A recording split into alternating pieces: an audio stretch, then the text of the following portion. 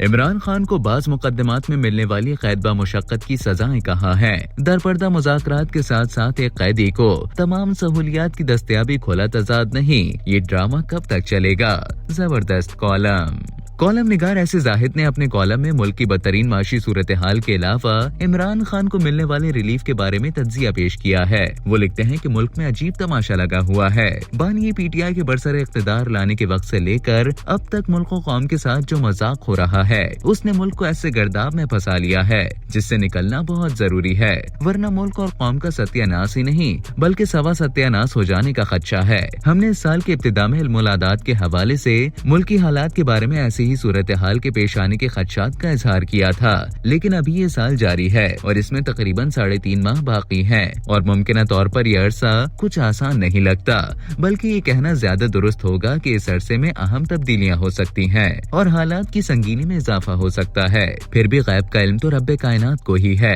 بانی P T I اس جماعت کے دیگر رہنما اور کارکنان ہوں، ان پر مقدمات تو لاتعداد بنائے گئے، گرفتاریاں بھی ہوئیں اور روپوشیوں کا سلسلہ بھی چلا، لیکن 1.5 سال گزرنے کے باوجود نہ ان میں سے کسی پر کوئی جرم ثابت کیا جا سکا، نہ ان کو مقدمات کے اس غیر ضروری چکر سے نجات مل سکی۔ ہم سزا کی بات اس لیے نہیں کرتے کہ جب جرم ہی ثابت نہیں ہوا تو عدالتوں پر یہ الزام کیوں کر لگایا جا سکتا ہے کہ وہ 9 مئی یا کسی اور مقدمے مخصوص جماعت کو ناجائز ریلیف دے رہی ہے۔ بانی پی ٹی آئی اگرچہ جیل میں بند ہے، لیکن ان کو جو سہولیات دی گئی ہیں ان کا کوئی اور قیدی تصور بھی نہیں کر سکتا۔ ایسا کیوں ہو رہا ہے؟ آخر کچھ تو ہے جس کی پردہ داری ہے۔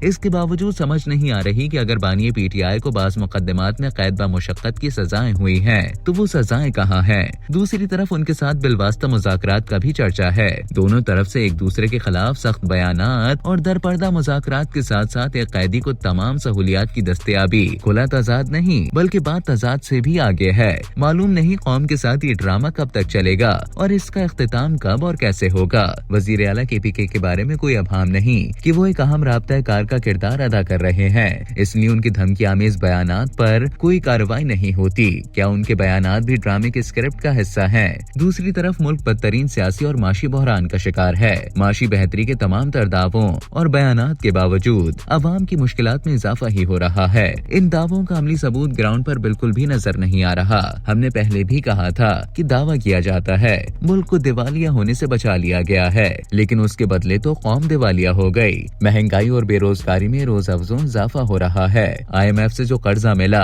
اس کو بھگتے گا تو عام پاکستانی، لیکن اس عام پاکستانی کو اس قرضے سے کیا فائدہ ہوا؟ فائدہ تو درکنار عام آدمی پر مہنگائی کے پہاڑ کے وزن میں اضافہ ہوا۔ اب آئی ایم ایف سے مزید 7 ارب کا قرضہ ملنے کے امکان پر ابھی سے خوشیاں منائی جا رہی ہیں اور ایسا نظر آ رہا ہے جیسے حکومت بہت بڑا مارکا سر کر کے قوم پر احسان عظیم کرنے کے قریب ہے۔ ہر طرف سیاسی انتشار ہے اور یہ انتشار و بے یقینی کی کیفیت ہی معاشی عدم استحکام اور بے یقینی کے باعث ہے، لیکن حیرت انگیز طور پر یہ سیاسی عدم استحکام و انتشار پیدا کرنے والوں کو نہ صرف کھلی چھٹی دی گئی ہے بلکہ ان کے ساتھ درپردہ مذاکرات بھی ہو رہے ہیں۔ اس وقت ملک میں بدامنی کا دورہ ہے، دہشت گردی کے واقعات میں اضافہ ہو رہا ہے، لیکن سوائے دفاعی اور جوابی کارروائیوں کے اس کے مکمل خاتمے کے ٹھوس اقدامات اور حکمت عملی نظر نہیں آتی۔ کسی کو سمجھ نہیں آ رہی کہ ملک میں کیا ہو رہا ہے اور ملک و قوم کے ساتھ یہ سب کرنے کا مقصد اور اس کا انجام کیا ہے۔ کچے میں تو ڈاکو بھی ابھی تک کھلے عام مصروف عمل ہیں، پھر کیا امید اور کیا توقع؟ دیکھیں اور کیا ہوتا ہے۔